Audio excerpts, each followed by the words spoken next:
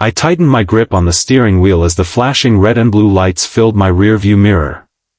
My son, Noah, looked up from the small dinosaur toy he had been holding since breakfast. "Dad, are we in trouble?" His voice was quiet, careful, the kind of voice a 7-year-old learned to use when life had already taught him that adults carried invisible storms. I forced a smile. "No, buddy. Probably just a routine stop." I wished I believed my own words. The old pickup rolled to a stop on the shoulder of the highway. Gravel crunched beneath the tires, and I shut off the engine. For a moment neither of us spoke. The silence inside the truck felt heavier than the summer heat pressing against the windows. Money had been tight for months. Actually, if I was being honest with myself, money hadn't just been tight. It had disappeared. Every paycheck vanished before I even saw it. Rent. Groceries. School supplies. Medicine. Gas. There was never anything left. After Emily passed away 3 years earlier, every responsibility became mine. Every breakfast. Every nightmare. Every doctor's appointment. Every school project. Every scraped knee. Every bill. Every lonely evening after Noah had gone to bed. People liked calling fathers heroes. They never talked about the nights heroes cried quietly in kitchens where no one could hear them. I glanced toward the passenger seat. "You okay?" Noah nodded. "I've never been pulled over before." "It's okay." "Are police officers scary?" I looked through the mirror as the officer stepped out of her cruiser. "No." She walked with calm confidence. Dark hair pulled into a neat bun. Professional posture. Hand resting near her belt. She looked like someone who had done this thousands of times. She stopped beside my window. I rolled it down. "Good afternoon." "Afternoon, officer. I'm Officer Claire Morgan with Highway Patrol." Her voice wasn't rude. It wasn't overly friendly either. Just professional. "Do you know why I stopped you today?" I honestly didn't. "No, ma'am. You were traveling 62 in a 50-mile zone." My heart sank. Speeding. Of course. I hadn't even noticed. I'd been thinking about work. Thinking about the overdue electric bill folded inside my glove compartment. Thinking about whether I could stretch one loaf of bread until Friday. "I'm sorry." She nodded. "License, registration, and proof of insurance, please." My stomach tightened. The insurance card. Where had I put it? I opened the glove compartment. Receipts spilled everywhere. Old appointment cards. A crayon. An unpaid utility notice. Finally, I found the insurance card. I handed everything over. She glanced toward Noah. "And who's this young man?" "My son." Noah offered a tiny wave. "Hi." Officer Morgan smiled. "Hi there. My name's Noah. It's nice to meet you." "You too." She looked back at me.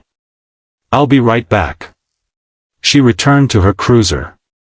The moment she left, Noah whispered, "Are we getting arrested?" I laughed softly despite everything. "No." "Promise?" "I promise." "What happens if we get a ticket?" I hesitated. Children always knew when adults hesitated. "It'll be okay." "But tickets cost money." I stared ahead. He knew. Of course he knew. Kids noticed far more than adults imagined. He'd heard enough conversations. Seen enough overdue notices. Watched me count coins before buying groceries.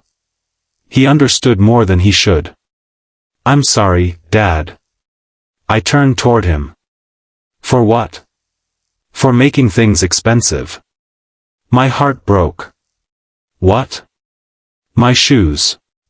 He looked down. You bought me new shoes.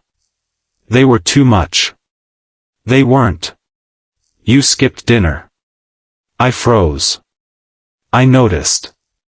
Children noticed everything. I wasn't hungry. You said that. His eyes met mine. But your stomach growled. I couldn't speak. There were no words. Only guilt. Only love.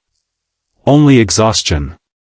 Officer Morgan returned carrying a small electronic ticket machine. She stopped beside the window again. I appreciate your patience. Of course. She looked over my license one more time. Mr. Carter? Yes. Have you had any moving violations before? No. She nodded slowly. I see your record is clean. Yes, ma'am. She began entering information into the device.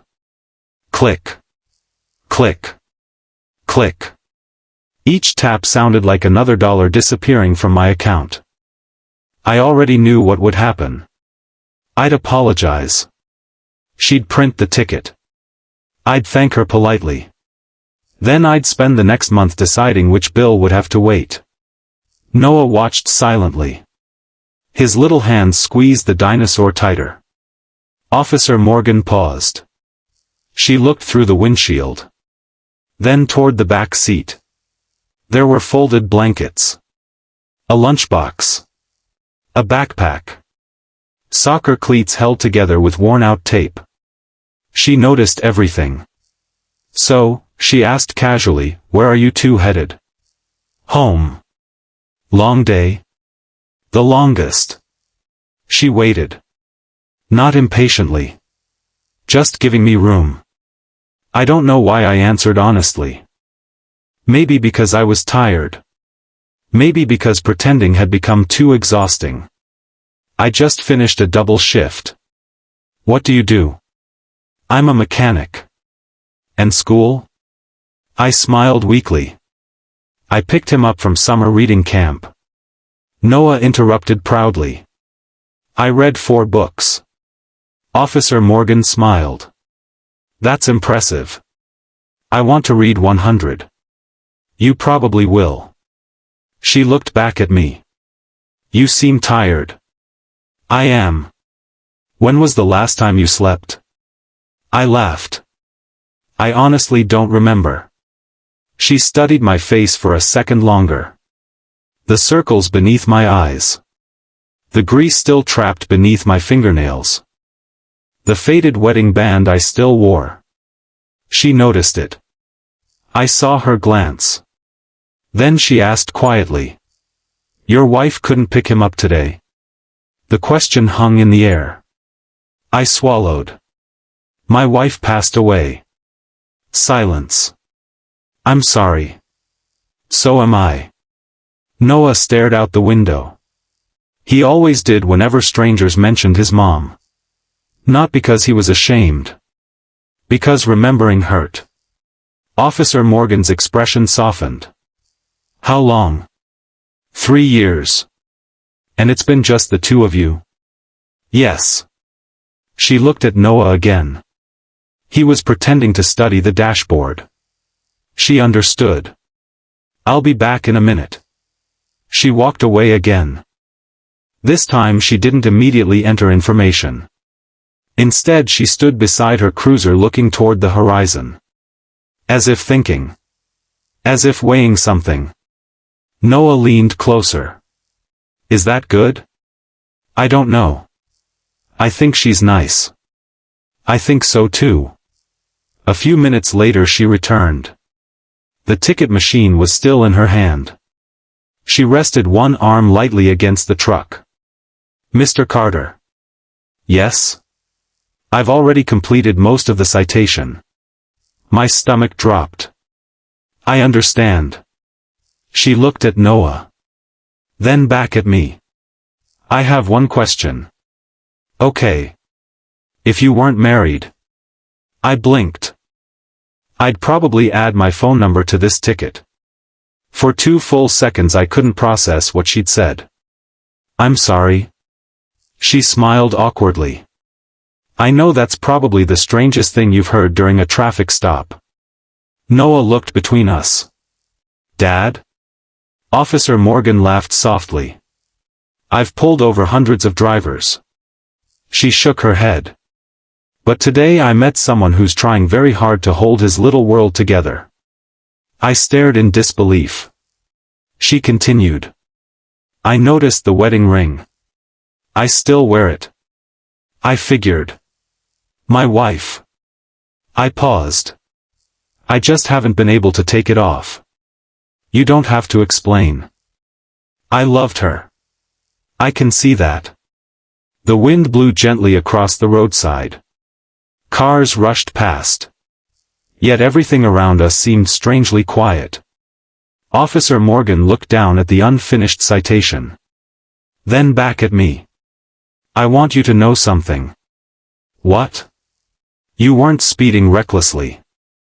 I wasn't paying attention. You were exhausted. I'm still responsible. Yes. She nodded. You are. Then she smiled. And because you're responsible. She pressed a button. The printer whirred. A slip of paper emerged. She tore it off. Folded it. And handed it through the window. My shoulders sank. Thank you. I accepted it. Preparing myself for another financial setback. Then I unfolded the paper. Instead of a fine. It read. Warning. No monetary penalty. I looked up. You. She shrugged. You've got enough on your plate. I don't know what to say. Drive slower. Despite everything, I laughed. I will. I mean it. I know. She hesitated. And for the record. She smiled. I wasn't joking. I looked at her, confused. If life had been different. She nodded toward the wedding band. I would have written my number. Heat rushed to my face. No one had flirted with me since Emily died. I didn't even know how to respond. Finally I smiled. Thank you. For what? For reminding me that people still see me. Her expression changed. Not pity. Understanding. We all deserve to be seen. Noah suddenly leaned across the seat. Officer? Yes? My dad makes the best pancakes. I covered my face. Noah. What? Officer Morgan laughed. I'll keep that in mind. Then Noah asked the question only a child could ask. Can people have two big loves? Neither of us answered immediately. The afternoon seemed to stop around us. Officer Morgan looked gently at him before speaking. I think.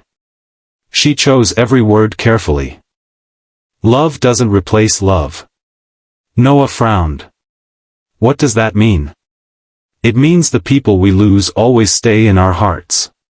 She smiled softly. And sometimes our hearts grow big enough to care about someone new too. Noah considered that answer carefully. Then he nodded. I think Mom would like that.